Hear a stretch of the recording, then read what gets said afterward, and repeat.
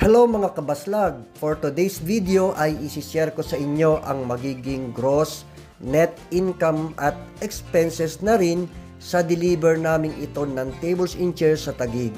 Pero bago ang lahat, pahingi naman po ng isang like, paki-share at maaari din po kayong mag-comment. Tara simulan na po natin. After namin ma-prepare ang kakulangang table, maging ang cloth, gaya ng table covers, mga topper, runner, chair cover at ribbon, nag-book na kami ng truck van sa Lalamove na 2,000 kg. Nagkamali pa kami ng pag-book dahil hindi pala kasya sa 2,000 kg ang 360 na chairs at 41 tables. Kaya binalikan ko na ng isang balik ang ibang chairs at pagdating sa venue, diniskarga namin, sinet up ang tables and chairs magmula alas 9 ng umaga hanggang 1:00 ng hapon. 4 kami na nag-set up at umabot kami sa oras ng kanilang event. Pagkatapos ng event, nagbawas na ako ng tao. 2 na lang kami na nag-pull out ng tables and chairs. Nag-book uli kami ng van ng Lalamove na 3,000 kilogram. Kaya kumasya ang 360 chairs at 41 na tables. Yan mga kabaslag, after natin na mag-deliver ng tables and chairs sa Taguig, ito na yung pinakasuma total ng expenses at saka income natin sa pag-deliver ng tables and chairs na yun sa Taguig. So nilista ko kasi ang mga naging expenses, unang-una nilista ko yung sa transportation.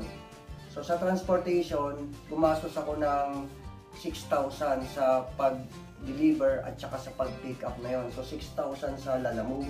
Sa dalawang deliver and pick up, 6,000 pesos kasi yung una kong deliver, sumablay kami, nasa 2,600 ang binayaran ko plus itong pang yung pag-pick up namin nasa 3,000 plus. So ganon, plus yung diesel pa nung sasakyan ko kasi kinargahan din namin nung pag-deliver, nagkarga din kami ng mga tables and chairs doon. Then syempre, nung pag-pick up, di ba? So kailangan may service din kami na sarili. Kaya ang estimated 1,000 pesos ang diesel namin sa sasakyan namin. Kumain kami. Ang pagkain umaabot ng 1,800 pesos ang budget namin sa pagkain. Then ang pasweldo ko, manpower 1,300 pesos. 3 tao yon. Siyempre, pagka na-pick up na yon, natural, kailangan mo na labhan yung mga cloth. So siyempre, gagastos ka ng sabon, gagastos ka ng tubig, kuryente, kailangan mo i-washing machine yan. So, estimated, ang gastos natin sa tubig, sabon at kuryente, estimated na 500 pesos. Then, syempre, hindi gagana yon, hindi malilinis yon kung walang maglalaba. So, kailangan natin magbigay ng 1,000 pesos dun sa maglalaba. So, sa ngayon, kapag nagsisimula ka, ang advice ko sa inyo, huwag mo na kayo kumuha ng ibang maglalaba. Yung pamilya lang muna, pagka medyo kumikita-kita na, doon na kayo magbayad ng tagalaba. So, total, ang expenses natin umaabot ng 10,600 pesos.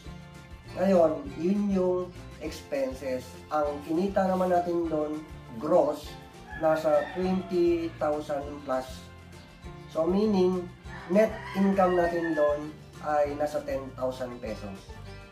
And guys, binabigyan ko kayo ng idea kung paano, kung ano yung magiging income at expenses natin kapag ka nag-deliver tayo ng 360 packs na tables and chairs. Meaning kapag ka 360, umapalo yan na nasa 40 plus na table ang kailangan kapag ka ganun kadami na chairs yung i-deliver po ninyo.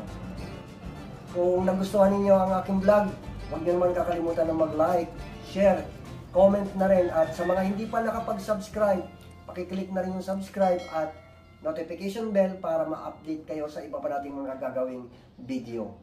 Salamat po!